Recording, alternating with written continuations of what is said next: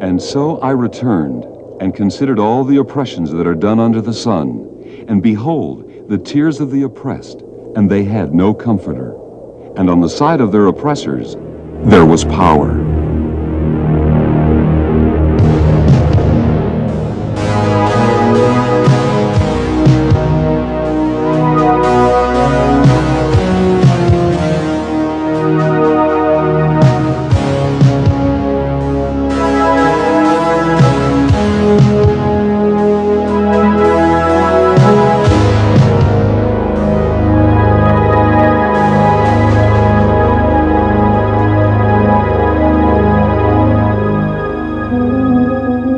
The day a Jewish citizen of the Soviet Union applies to leave for Israel, he enters a world of fear and uncertainty.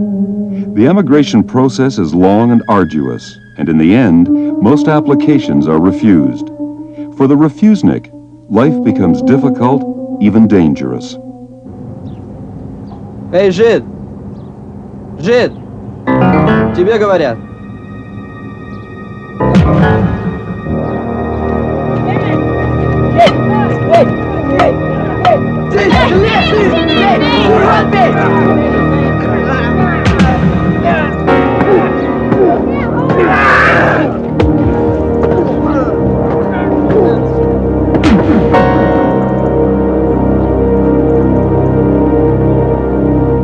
On his 13th birthday, Carmi Albert sustained serious injuries when he was attacked and beaten by his Soviet classmates. Anti-Semitism is felt by every member of a refusenik family.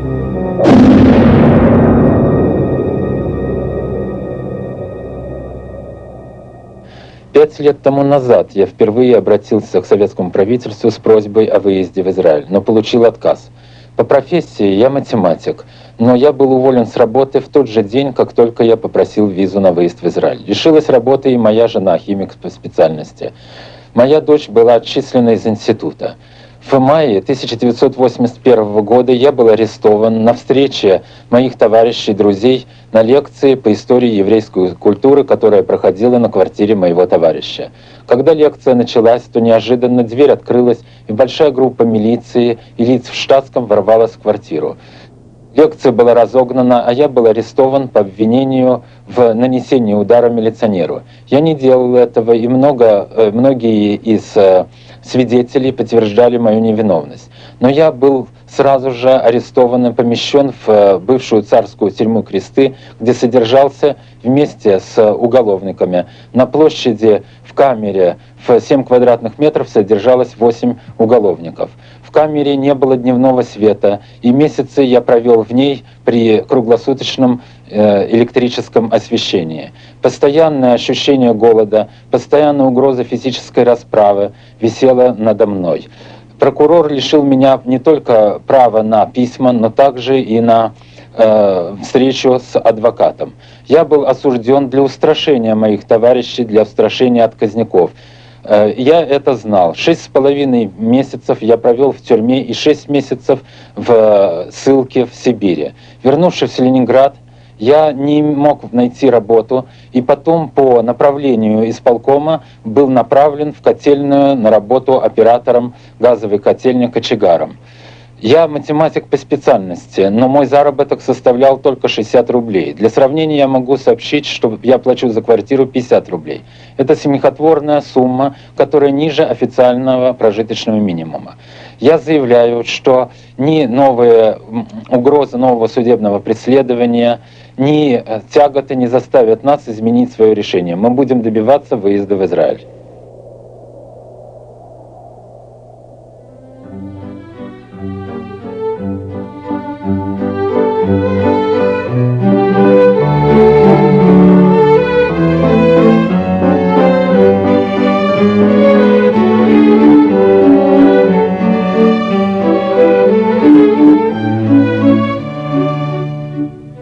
By the late 1800s, Russia was experiencing severe political tensions.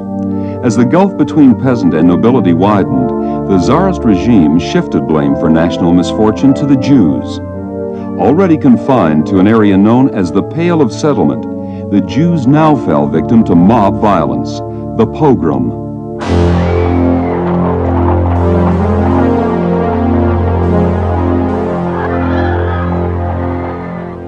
Pogroms were always open. They took place in the streets. They could be seen. And the key to the pogrom was to whip up the crude anti-Semitism or latent anti-Semitism of simple people, to drive peasants into Jewish homes with sabers and with bricks, peasants who, if you'd let them alone, certainly wouldn't have done it.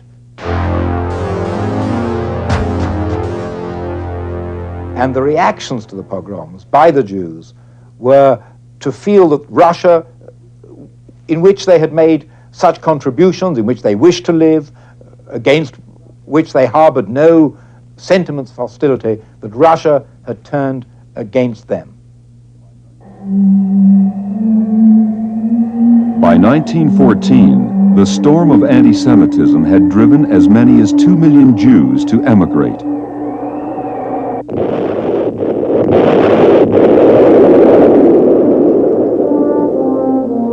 As millions of soldiers rushed to their deaths, World War I brought Russia to the point of collapse. Widespread dissatisfaction with the Tsarist regime pushed the Russian people to the brink of revolution.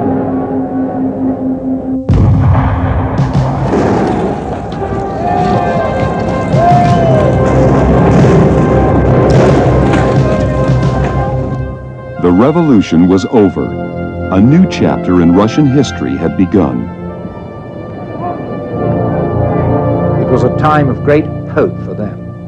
One of the very first acts of the Bolsheviks was to abolish anti-Semitism and to abolish all the disabilities on Jews. Jews were no longer confined to the Pale of Settlement. Jews could speak Hebrew or Yiddish. A Jewish university was set up in 1918. And the fact that there were also many Jews prominent in the Bolshevik movement and leadership seemed to mean that Jewish disabilities were over and that Jewish life could now flourish in the Soviet Union. Prior to the October Revolution, Yiddish was the language of most Russian Jews. When the Bolsheviks seized power, they saw this as an opportunity to aid in the assimilation of Jews to Soviet values. For a brief period, Yiddish schools, writers, and publications were encouraged by Soviet authorities, but all had to be subservient to party doctrine. When Joseph Stalin came to power, an era of great darkness fell upon the Soviet Union. Assimilation counted for little as secret police arrested and executed anyone regarded as enemies of the dictator. The purges were Stalin's attempt to assert complete political power. And hundreds of thousands of Soviet citizens, some would say millions, disappeared. There were trials, there were public show trials, there were executions. And nobody spoke against the regime. It was a time of silence for those who had feelings.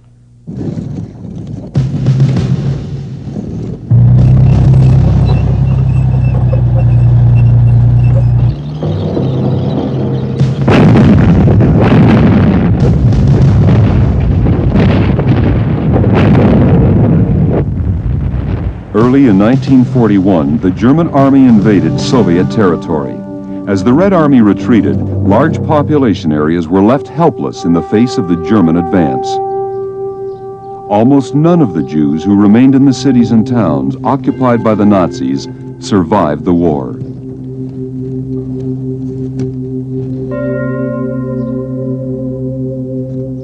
The total Jewish population in the areas controlled by the Germans was 4 million. Of these, 3 million were murdered. Among the Jewish contributions to the Soviet war effort against the Nazis was the setting up and actions of an anti-fascist committee of Jewish writers which traveled the Western world. It came to Britain, it went to the United States, and really tried to explain to Jews outside the Soviet Union that not only was the Soviet Union fighting the Western battle against Hitler and fighting it very effectively, but also that Jews, such as those on the anti-fascist committee, were in the forefront of this fight. To Jews of the whole world, from the speech of Peretz Markish, poet and member of the Anti-Fascist Committee. Friede Ihnen. Die Zeit von euch strecken die Elser, ja Schuf vor dem Italien, ist die same schändlichste in der größeren martyrologischen Geschichte von unser alten und lebensdurstigen Volk. Keiner von euch wird nicht erlogen, so verfleckt werden in der größeren Geschichte mit passiven Warten auf dem Malchamuris. Und der Malchamuris steht bei Eier Schwell, pinkt das geht, für es gestanden bei die Schwellen sind die Huren geworene und verknechtigte Länder in Europa und auf die Balkanen. From the speech of C.M. Mikoels, folk artist and member of the Anti-Fascist Committee. Еврейская мать, есть у тебя даже единственный сын. Благослови его и отправь его в бой против коричневой чумы. Да здравствует освобождение всех свободолюбивых народов. Бой против фашизма.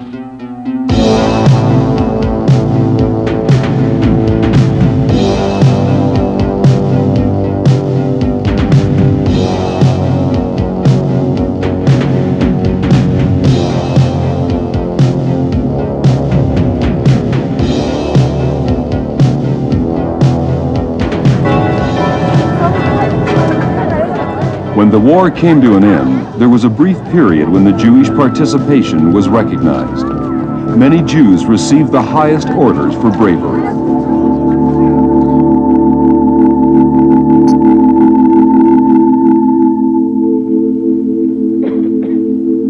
On May 14, 1947, Andrei Gromyko, Deputy Foreign Minister of the USSR, addressed the General Assembly of the United Nations. In his speech supporting a Jewish state in the Middle East, Gromyko said, "During the last war, the Jewish people underwent exceptional sorrow and suffering. Western European states were unable to ensure the defense of the elementary rights of the Jewish people and to safeguard it against executioners. This explains Jewish aspirations to establish their own state." But then, at the very moment, ironically, when the Soviet Union fought in the United Nations for the establishment of a state of Israel, which it recognized and whose ambassador it welcomed to Moscow, at that very moment, all the old disabilities were imposed again against the Jews. Synagogues were closed down. Jewish national aspirations were crushed. And once more, parents feared to say to their children, "You are a Jew," or, if they knew they were Jewish, to explain what that meant in terms of ethical code or in terms of the new state of Israel, which Russia itself had hastened to recognize. I don't know whether I was lucky or not, but in any case, the first Israeli embassy opened near our home in Moscow on Gorky Street. Literally a house or two away was the building of the Israeli embassy with flags and all the other attributes. When I went to school, I was then 10 or 11 years old, I always made a detour and passed by the embassy to look at the flag. Besides that, I used to stand guard there because I wanted to see how a Jew with an Israeli passport looks, an independent Jew with his own land, his own government. And I saw them as they came out. Of course, I didn't go up to them. After all, I was born in Russia and knew, and know to this day, what happens when you contact foreigners, especially in 1949.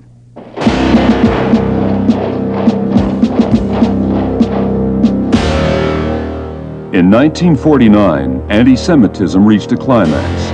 25 members of the Jewish Anti-Fascist Committee, including Soviet Jewish poet Peretz Markish, were arrested.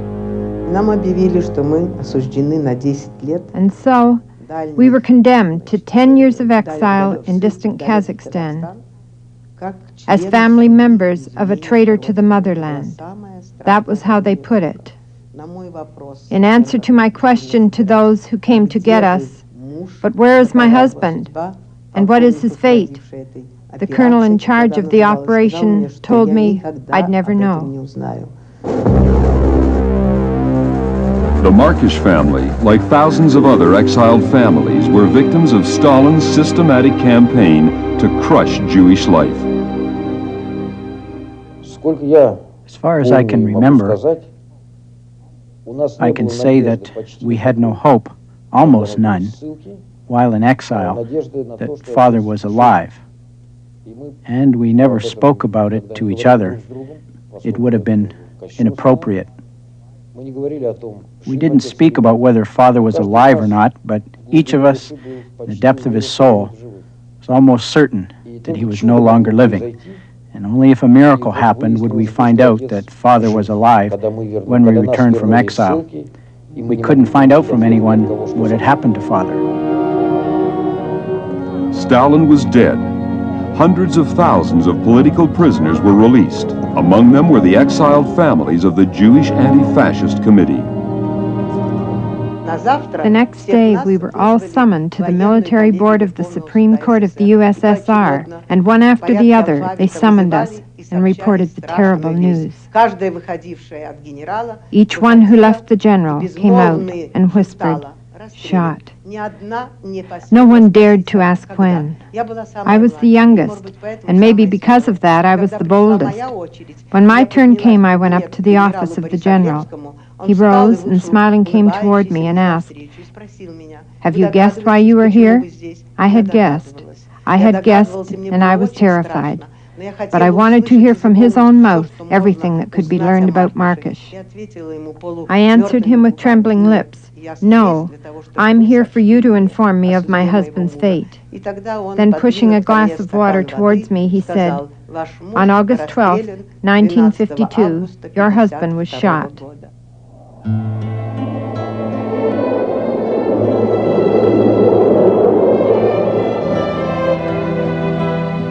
As the darkness of the Stalinist era lifted, Jewish thoughts turned to Israel, to an ancient promise in an old book, to the hope of a new day in a new land.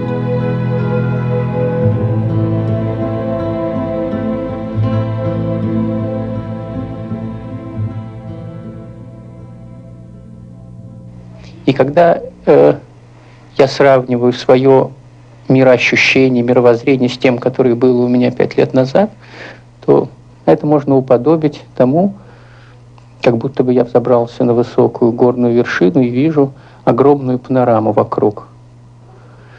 И хотя этот подъем очень тяжелый, требует многих жертв, но та перспектива, которую я получаю взамен, она, безусловно, стоит многих жертв.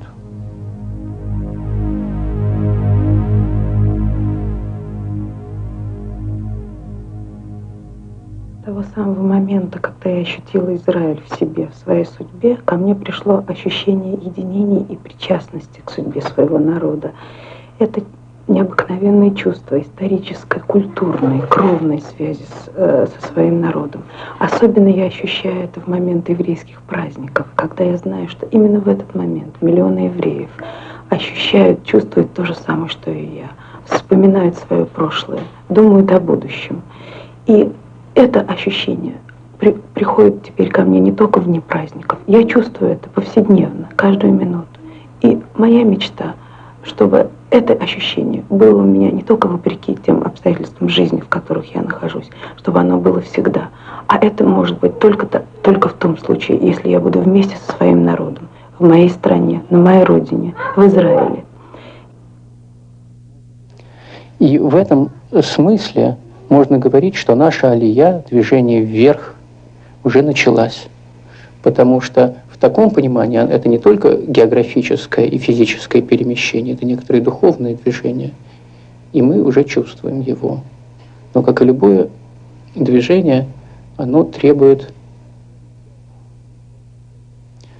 безусловно, связано с какими-то затратами. И вот когда я думаю об этом, то я чувствую, что я сделал свой выбор.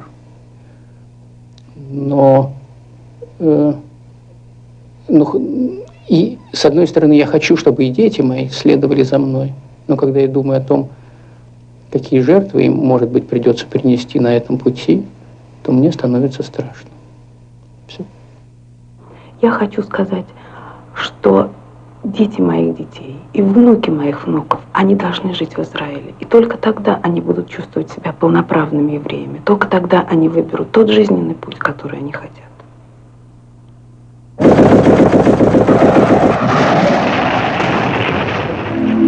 In 1967, Israel was fighting for survival. The Soviet media announced that Tel Aviv was in flames and that the Jewish state was finished. 6 days later, the war was over, and despite Soviet predictions, Israel still existed. From that moment, the prayer "Next Year in Jerusalem" grew in the hearts of Soviet Jews.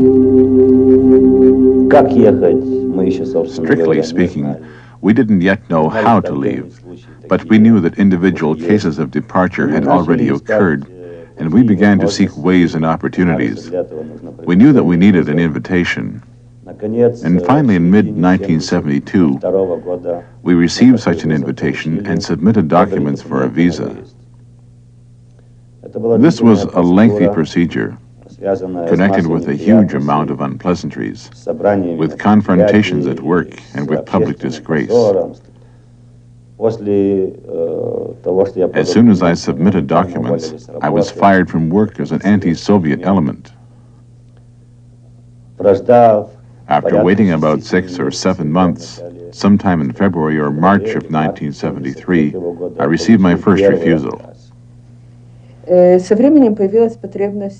time, the need appeared somehow to get closer to Israel, to the language, but in practice there wasn't any way to do it. There weren't any textbooks in the city, just a limited few, so I decided to make my own. I took over the bathroom at home and used it as a darkroom to photograph Hebrew textbooks. Of course, this activity became known to the secret police, and the knowledge was mutual. I knew that they knew, and they knew that I knew that they knew. I can't say that they bothered me in any way in those years, but I knew that they knew everything. The signing of the Helsinki Declaration by the Soviet Union was seen by many as an event of great humanitarian importance. When Lev Reutberg attempted to contact Helsinki committee members who were arriving in Moscow, he was arrested and beaten. Shortly after, he was sent to a Siberian labor camp. Warm clothing is not permitted. Woolen underwear, sweaters, scarves, and gloves are forbidden. We wore thin jerseys and padded jackets without collars. Food is 37 kopecks per prisoner.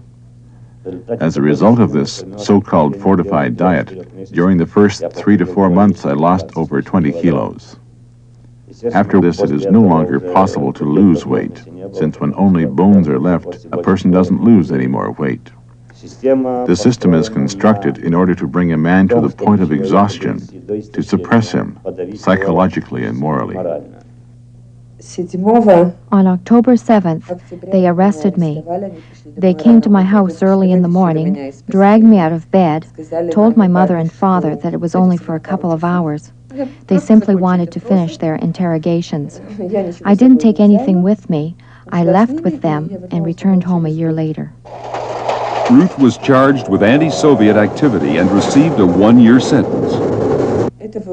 It is an ordinary train to which has been added a special car with cells like cattle stalls.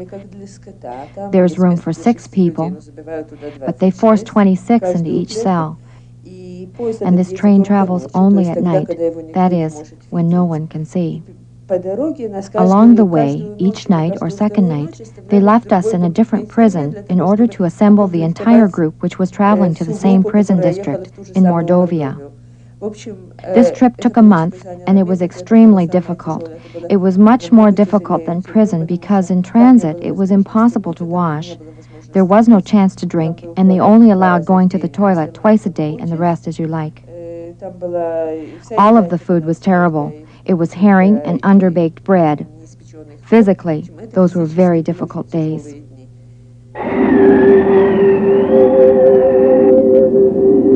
When a person is sentenced to labor camp, he enters another world. It is a world with punishment for failing to meet work quotas, or for infringing on any of the multiple camp regulations. It is a world filled with anguish. In addition to those years you're serving time, your health is destroyed for many years afterward. and people naturally return from camp sick, including me. I returned from the camp with such stomach problems that I had to follow a very strict diet for a year. My gums were bleeding, and bleed to this day. I have a problem with my spine, because the work which I did was very hard. It was outside. The camp was located in a place where there is nothing else but camps, many, many dozens of camps.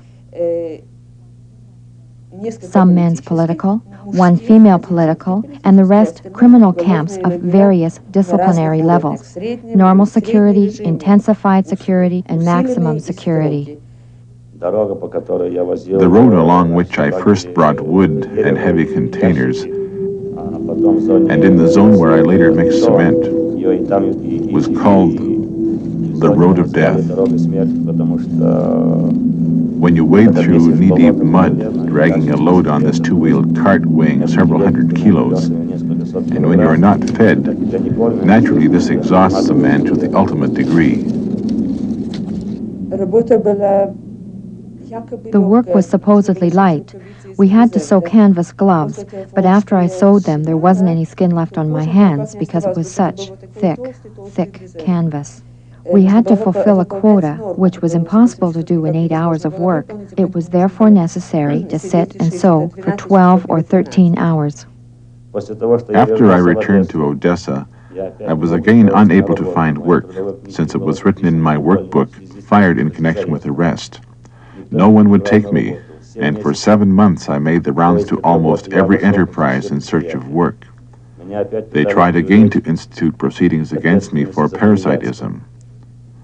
With great difficulty, at the end of 1980, after frequent visits from the KGB and regular searches, we finally received permission, and gathering our things together in 3 weeks, we left for Israel on January 5th, 1981.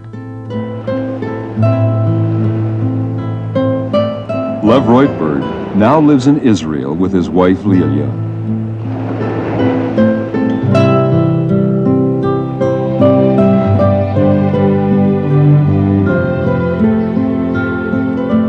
Today, Ruth Alexandrovich lives in Jerusalem, where she works as a nurse, helping the elderly.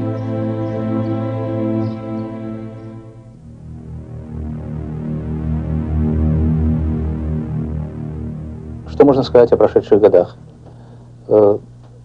Кажется иногда, что они были гораздо длиннее, чем 5,5 лет. Они оказались такими емкими, кажется, что прошло 15. Все было за это время. События трагические, печальные, иногда что-то похожее на фарс или на театр абсурда. Вот, но даже в событиях, пусть даже самых трагических, существо жизни отказника. Сама эта жизнь не похожа ни на что другое. И очень трудно объяснить человеку, который не жил этой жизнью, особенно если он не родился здесь, что это такое. Ведь даже узник в тюрьме знает свой срок, когда он выйдет на свободу. Мы не знаем ничего. Даже заложник, захваченный террористами или пиратами, знает условия своего освобождения. Или сумму выкупа, которую должны за него внести, или что-нибудь другое. В отношении нас не определено никакого условия освобождения. Человек в этом состоянии не может строить никаких планов, что так естественно для человека. Он не может планировать свою жизнь дальше завтрашнего дня. Да иногда и такое короткое планирование оказывается несостоятельным. И никакая человеческая психика, даже психика очень сильных людей, не может вынести это тяжкое бремя.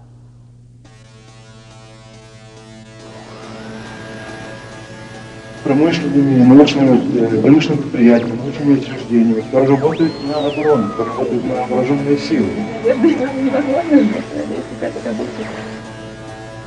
Это один до него. Я почувствовал в тот миг, что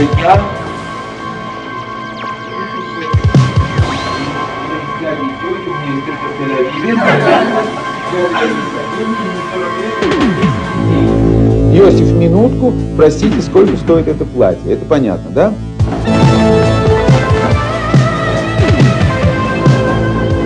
Швиим шкалим. Беседер. Швиим.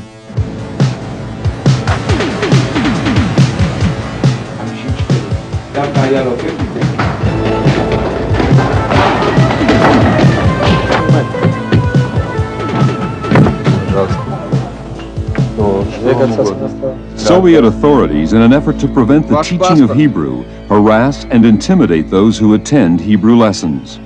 Checking of internal passports can lead to loss of employment or dismissal from university. There is great personal risk for those who dare to teach. Ты пойдешь с нами, остальные все домой. Despite such persecution, Soviet Jews struggle to meet, to learn their traditional language of prayer, and to strengthen awareness of their historic culture. Увидимся в следующую пятницу, ребята. Пока. Тебе этого мало? Простите, что... Я не совсем понимаю, что мало? Я по Конституции имею право видеться с кем Оставь Конституцию. Я сожалею, но ты еще этого не понял хорошо. Что я не понял? Все... У тебя ведь дети есть? Да, есть дети. Подумай по них.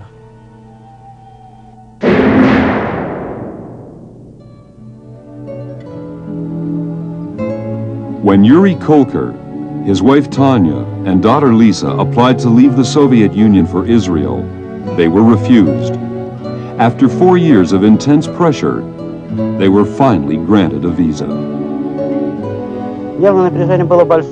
The nervous tension was great. The nervous tension was very great. But the thing that worried us most was that we simply were unable to make ends meet. The threat of hunger hung over us because when I went to work in the boiler room, I earned substantially less than I had in the research institute. My wife was then a second-degree invalid and was receiving a pension. Well, you can imagine that it was small, but all the same it was 70 rubles. For us, that was money. The material aspect worried us more than anything else at that moment. First, I think that we were unusually lucky, that it was some kind of miracle, some good fortune that we left there, because in the last years I lived in constant terror. Perhaps not so much because Yuri is a Jew, although that's also important, and not because he was busy with Jewish affairs and was a Jewish activist, but because in general, a person who wants to act naturally and say what he thinks risks a lot. All the more so since in 1980 the KGB threatened to arrest him, and I think that they were entirely capable of carrying out their threat. In the last year, my daughter began to feel distinct pressure in school because they knew that we were refuseniks. This found expression in the special attitude towards her by her teacher and class leader. Her grades were lowered. They simply insulted her. Yes, specifically, they turned her classmates against her in a certain way. The last year was very difficult for her. She continually led a dual life. At home, she heard one thing, in school, she heard another. You know what I mean. It was perhaps more difficult for her than for us because we didn't have to lie. I wasn't working in the last years. That is, I came in contact less with the Soviet bureaucracy and in general with the Soviet regime. We had neither a radio nor a television at home, so the Soviet regime had no access to our home. But our child came in contact with this daily. It was very hard for her. Our life was difficult, but there is a moment of truth. In the long run, the lie becomes unbearable. When they lie and lie and lie day after day, there are people who simply are sensitive to lying. It becomes unbearable. The lie is everywhere. Lies above, lies below, lies on all levels.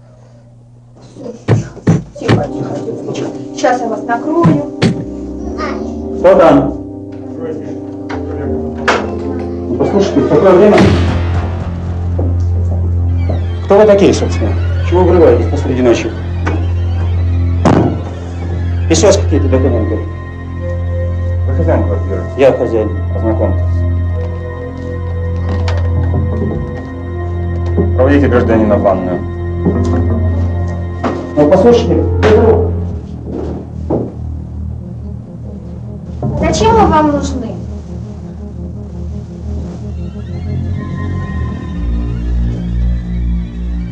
Поосторожнее там с детьми.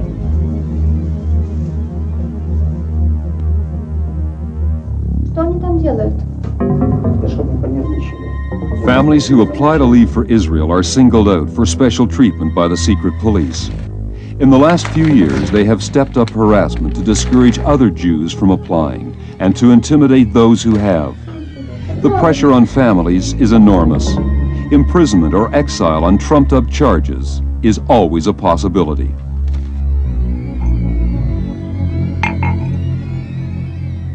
Приведите их.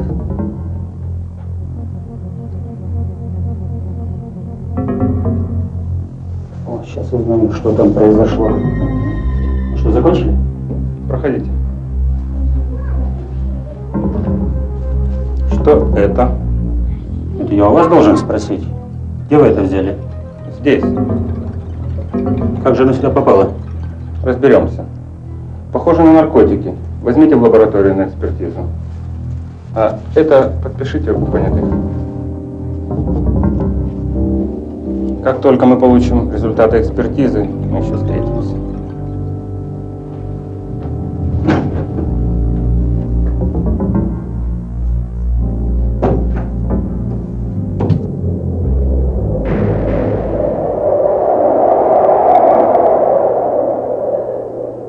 В 1976 году мы подали со всей нашей семьей на выезд в Израиль. Сейчас в Израиле проживает моя мать, мой брат и около 42 человек родственников. В 1982 году, после долголетнего отказа, у нас появилась надежда на то, что мы можем уехать в Израиль, так как мы получили ответ из армии о том, что на моего мужа больше не наложены никакие ограничения. Но тут вся наша надежда сразу же рухнула. Его стали призывать на переподготовку в армию. И это поставило нас перед дилеммой выбора. Либо он должен идти в армию и на многие годы еще ждать разрешения на выезд, либо он должен идти на год в тюрьму, потому что сроком предусмотрено год заключения. Что бы ни случилось с нами, ничего не может случиться такого, чтобы наше это желание исчезло. Сколько бы нам ни пришлось ждать, мы все равно будем в Израиле.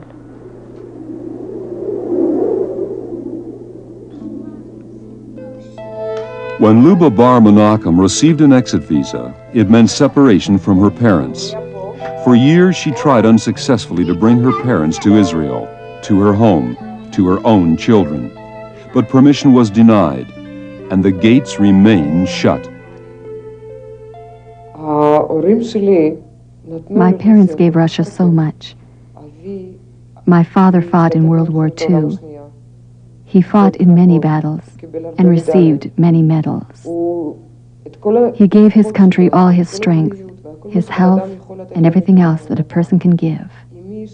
My mother, who was a doctor, also went through World War II, working all the time. You could say that they were two model citizens. They harmed no one. All they wanted was to leave Russia and join their children in Israel. There was no political motivation in it, not even Zionism. They just wanted to come and be with us. Igor Tufeld was also separated from his parents when he left the Soviet Union. Although his mother and father have made repeated attempts to join him in Israel, they remain in refusal. Separation and the heartache it brings is used by the Soviets as a weapon to discourage thoughts of emigration. Over the past 7 years that we've not seen each other, their situation has deteriorated. Immediately after my father submitted his application, he was demoted 5 times, and finally he was simply fired. My mother lost her work when I was still in refusal because of my activity. Because of the pressure on them, their health is failing. My father has severe problems with his spine. He needs an operation and has been confined to bed for 2 years. Now he gets around with the aid of crutches. Luba continued to work for the release of her parents, But in 1977, after waiting in vain for permission to emigrate, Luba's mother died of cancer. In the last letter my mother wrote, when she knew she didn't have long to live, and this was her last request, she wrote, I want to believe Father will come, that Father will join you, and you will take care of him. You must love him and be good to him, because he suffered so much that he simply deserves it. Apparently, as a measure to persecute my parents, the Soviet authorities introduced, as they say, draconian measures, simply sadistic. They completely deprived my father of painkillers, and for several months he was constantly in a state of intense pain. He could find no relief from his sufferings. Father died in hospital without anyone at his side from his own family. No children, no relatives, completely alone. He begged so many times on the telephone, I don't want to die with a nurse beside me in hospital. I want to die with you beside me. And that little difference, that he could have died in a hospital in Israel, and we could have been beside him. That is a big difference, to deprive someone of a very basic right, to die where you want to. Many changes have occurred in my life during these 7 years that I've been separated from my parents. For example, I got married, and my parents have never seen my wife, nor could they attend the wedding. The only reminder of my parents was their photograph, which was present all the time during the wedding celebration. I also succeeded in phoning them right after the ceremony, which of course gave us something. Nevertheless, it's not the same as when parents are present at the wedding of their only son.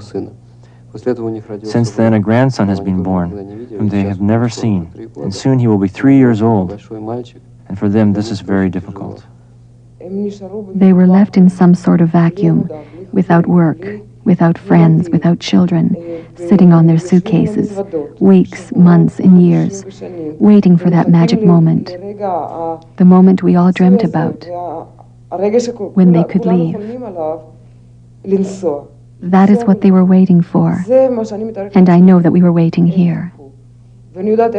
We imagined how we would go to the airport and take the children with us. We would meet them.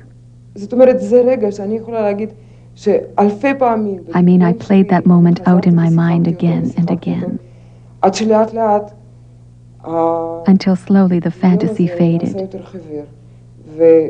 and at some point ran out. Now there is no more maybe, later, or perhaps in a few years. Now it will never happen.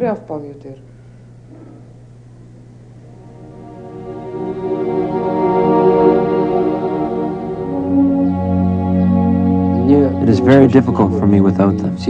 And all of these 7 years I've been living with only one hope, that my parents will finally come here and be together with us, with my family, in Israel, and they will share our joys.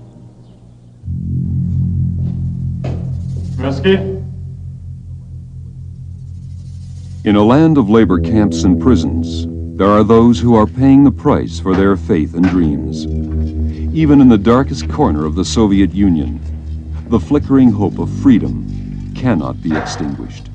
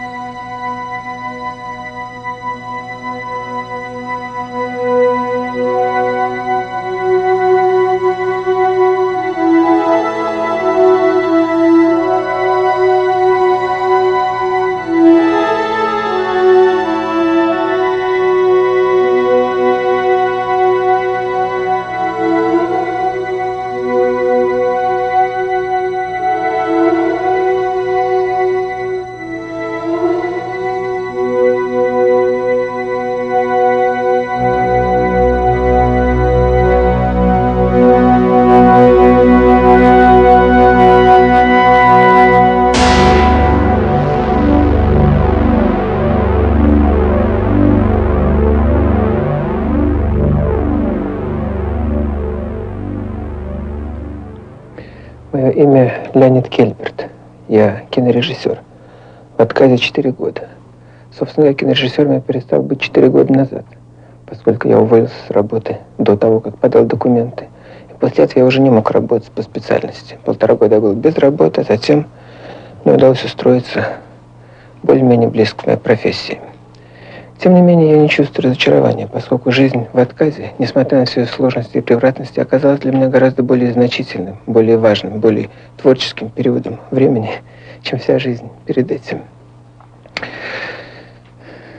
Мы счастливы, что нашли такую возможность приобщиться к истории, культуре, к наследству своего народа, то, чего мы не знали до этого. Но, тем не менее,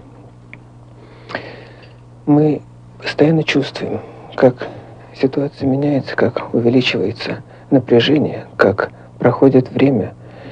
И мы хотим сказать, что никто не знает, удастся ли нам еще раз обратиться к вам, еще раз сказать то, что мы хотим сказать.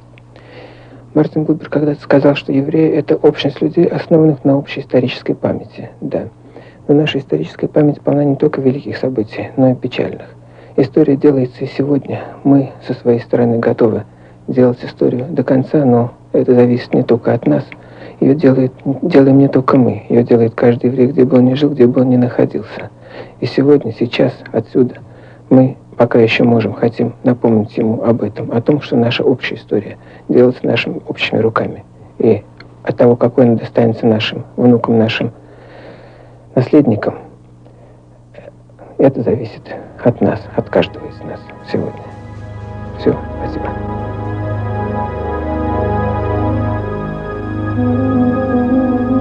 The current policy of the Soviet Union severely restricts the number of exit visas to Israel. For Jews who wish to leave, the gates of emigration have virtually closed.